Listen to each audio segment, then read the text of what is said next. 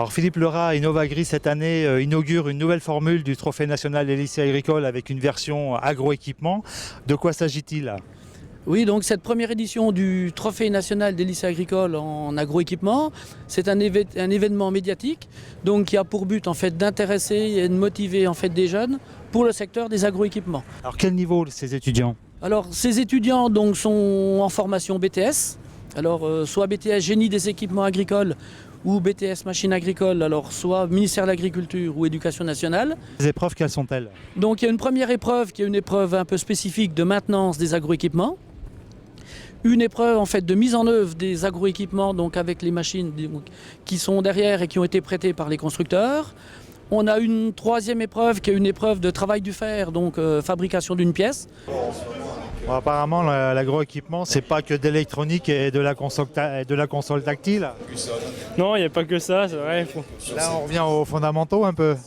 Ouais, faut travailler un petit peu la mécano-soudure.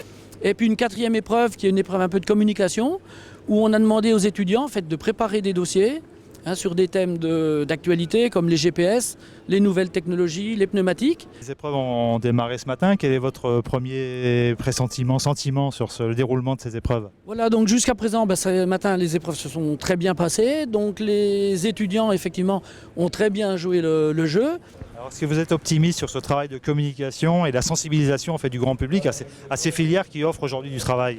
Moi, par nature, j'ai toujours été un petit peu optimiste. Voilà, je pense qu'il faut communiquer. Alors cette version agroéquipement du TNLA, est-ce qu'elle sera vouée à perdurer dans le temps? Alors j'espère, alors on a quelques impressions des premiers candidats qui ont passé ce matin. Voilà, on fera le point au bout effectivement des 3 jours.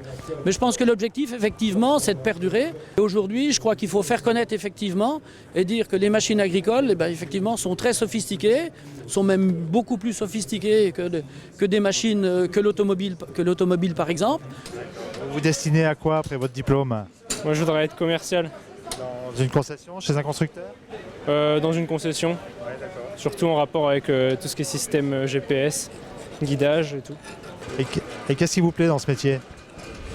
La polyvalence, même quand on est commercial, on ne fait pas que de la vente, il faut être un petit peu dans le technique, comprendre comment fonctionne ce qu'on vend. Donc la lime, c'est une des dernières fois que vous vous en servez dans votre vie, là, si je comprends bien. Ça peut toujours servir. Donc au final, à travers toutes les manifestations que la filière peut organiser pour sensibiliser le grand public à l'intérêt de l'agroéquipement, on peut penser que les difficultés de recrutement, elles vont s'estomper avec le temps? Je pense qu'il faut l'espérer, donc on fait tout ce que l'on peut avec l'aide des constructeurs dans ce but. On espère que ça payera, alors à une vitesse plus ou moins rapide. Mais je pense qu'il faut continuer à s'investir dans ce secteur-là où il y a de l'avenir pour les jeunes et le faire connaître. Très bien, Monsieur Lerat, je vous remercie. Merci beaucoup, bonne journée et bon salon.